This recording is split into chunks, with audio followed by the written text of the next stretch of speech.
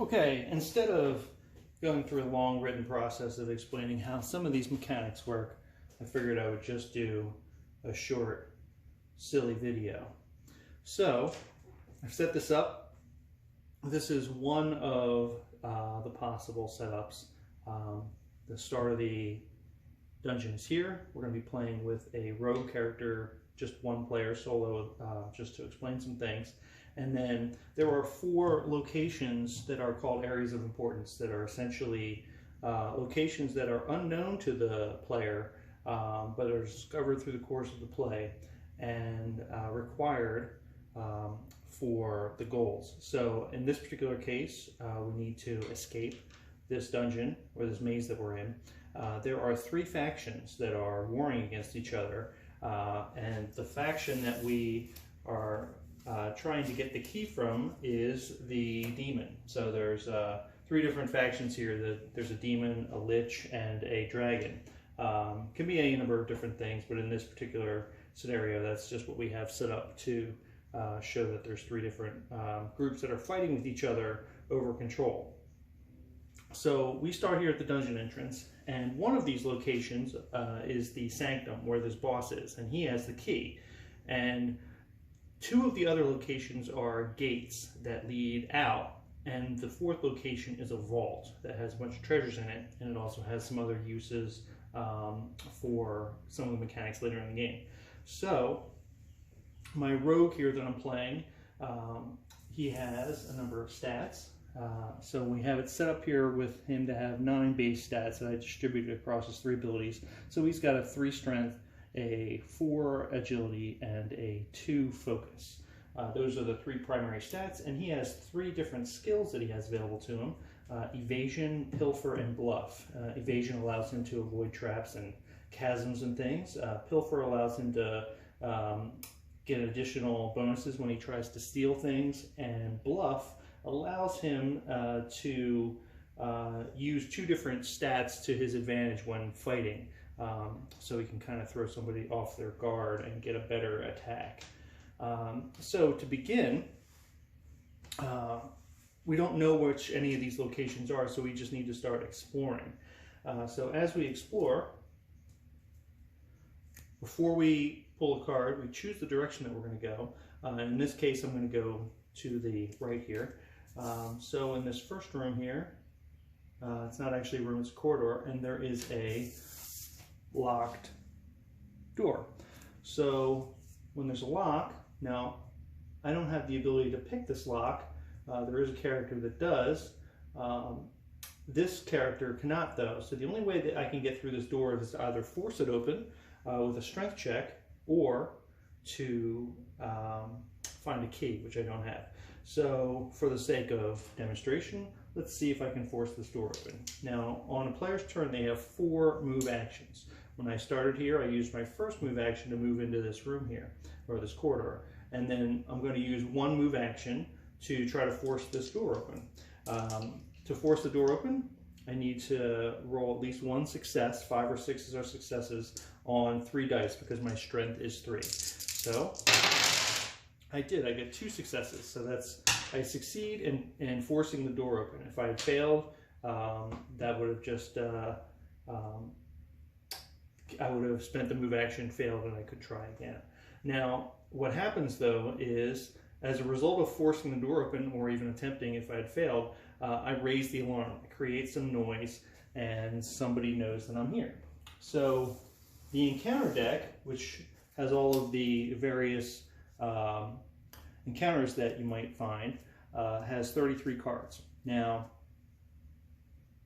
when the alarm is raised, the top 2 cards are removed from the deck and placed into a separate pile, and that's the alarm pile. That tracks how much alarm there is in the dungeon, how aware they are of you. So as the encounter deck diminishes, the alarm deck increases, and that increases the amount of tension, because once the deck runs out, you fail. So I took 1 move action to move into this space here, took 1 move action to force the door open, and now I have 2 move actions remaining still. So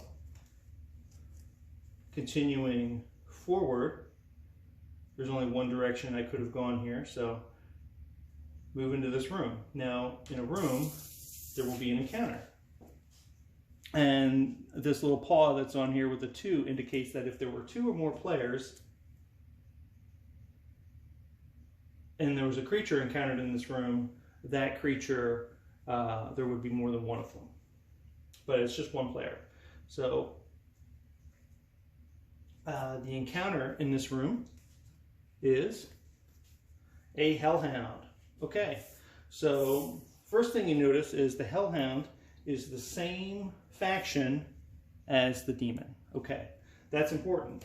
So there are a number of things that I can do at the beginning of an encounter, choices that I can make about how to engage the encounter. So this Hellhound, I can either just attack it, I can run away, I can try to hide from it, or if it had the option to negotiate, which this creature does not, I could try to negotiate with it. To negotiate, you would use a focus check, but that's not an option for this guy. So I can either hide, run away, or fight. And I'm going to try to hide because I'm a rogue and that's what I'm good at. So what I'm going to do is to use a hide ability. Anytime that you perform a hide or a negotiate action, you need to exhaust one of your skills to show that. Now, my ability Pilfer says gain 1 die when exhausted as part of a hide action. If you steal this turn, draw 2 item cards and place 1 on the bottom of the item deck. So to hide, I make an agility check, which is modified by the creature's initiative. So I draw an activity card and resolve that. Now, the Hellhound has an initiative of 3. So I'm exhausting my Pilfer and I get +1 to my die roll, and my agility is 4. So I have a total of 5 dice, minus the 3 that the Hellhound has. So I need to roll 2 dice to see if I can hide. If I get 1 success, I successfully hide. If I get more than 1 success, I can choose to either backstab the Hellhound or I can choose to steal from him. And the Pilfer ability, if I do choose to steal, if I'm lucky enough to get 2 successes, he had a high initiative, so it makes it more difficult. We'll see how this goes.